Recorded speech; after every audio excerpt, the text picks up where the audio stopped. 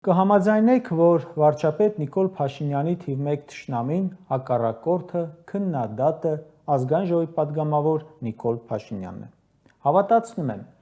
ոչ ոք այդքան չի ջախջախել վարչապետ Նիկոլ Փաշինյանին, քան Ազգային ժողովի պատգամավոր Փաշինյանը։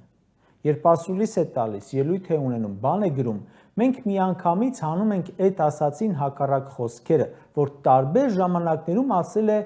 պատգամավոր Փաշինյանը։ Ինքը ամեն ինչի մասն է ասել ու ասել այսօրվա արվողին հակառակ բաներ։ Նրանից հիասթափությունը հենց առաջին հերթին դրանում է, որովհետև ինչ անում է, հակառակն է խոստացել։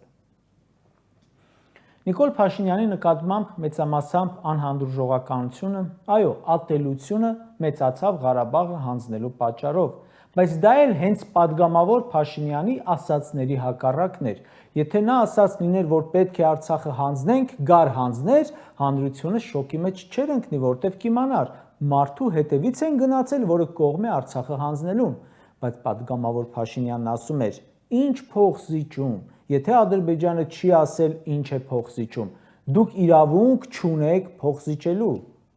Արցախի ինքնորոշումը, ասում էր, այլընտրանք չունի։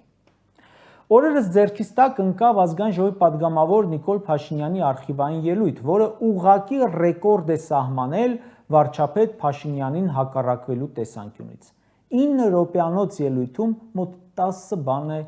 քննադատել Սերժ Սարգսյանի կառավարության արածներից, որոնցից 5-ը նույնությամբ արել է, մյուս կեսը ավելի վատ է արել։